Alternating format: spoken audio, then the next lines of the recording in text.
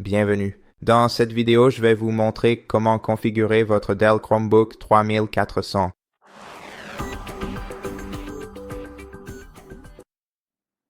Alors, tout d'abord, avant de commencer, je vous recommande de vérifier vos préférences linguistiques afin de vous assurer que la langue et la méthode de saisie sur votre appareil sont bien celles dont vous avez besoin.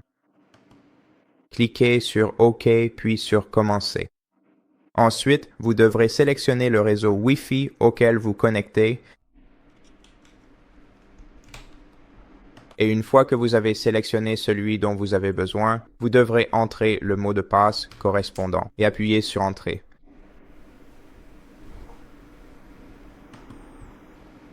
Très bien, nous allons attendre un petit peu. Que cela se rafraîchisse. Et ensuite, allons, d'accord. Donc l'appareil est prêt plus rapidement que je ne le pensais. Maintenant, nous allons devoir choisir comment nous voulons utiliser notre ordinateur portable. Donc pour la plupart des gens, ce sera pour un usage personnel. Si vous le configurez pour un enfant, alors sélectionnez l'option pour un enfant. Si l'appareil appartient à votre organisation, choisissez l'option pour le travail. Mais comme je l'ai dit, pour la plupart des gens, c'est pour un usage personnel. Ensuite, cliquez sur Suivant et attendez que la mise à jour commence à s'installer. Cependant, nous n'avons pas besoin d'attendre que la mise à jour s'installe. Nous pouvons attendre après la fin de la configuration. Attendez simplement jusqu'à ce que vous voyez sauter et me le rappeler plus tard. La mise à jour sera téléchargée en arrière-plan. D'accord. Maintenant, sélectionnons Saisissez votre compte Google et votre mot de passe. Cliquez sur Suivant. Entrez votre adresse email.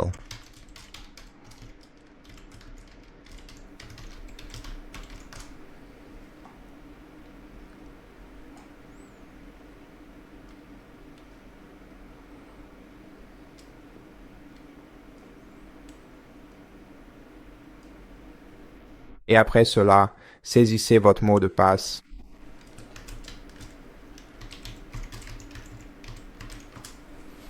Appuyez sur Entrée.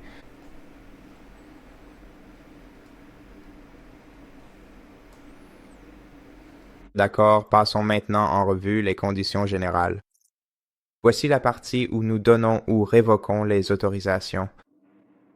Donc, par exemple, si vous ne voulez pas envoyer de données d'utilisation pour le diagnostic, vous pouvez désactiver le premier interrupteur, puis la sauvegarde des applications Android sur Google Drive.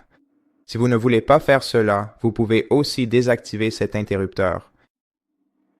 Ensuite, le service de récupération de données est, je pense, très utile pour la plupart des utilisateurs, mais si vous ne souhaitez pas l'utiliser, vous pouvez également le désactiver.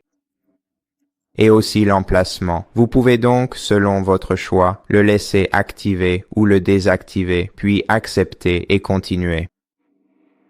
Et voyons maintenant comment nous voulons synchroniser notre Chromebook. Pour plus d'options, cochez cette case, puis cliquez sur Accepter et continuer. Ensuite, saisissez votre code PIN 2 fois. Donc, un nouveau. Il s'agit simplement de créer un nouveau code PIN pour votre ordinateur portable et de vous assurer de bien vous en souvenir. Très bien, maintenant nous pouvons choisir quelques pré-réglages pour notre appareil. Vous pouvez aussi le faire plus tard dans les paramètres si vous le souhaitez.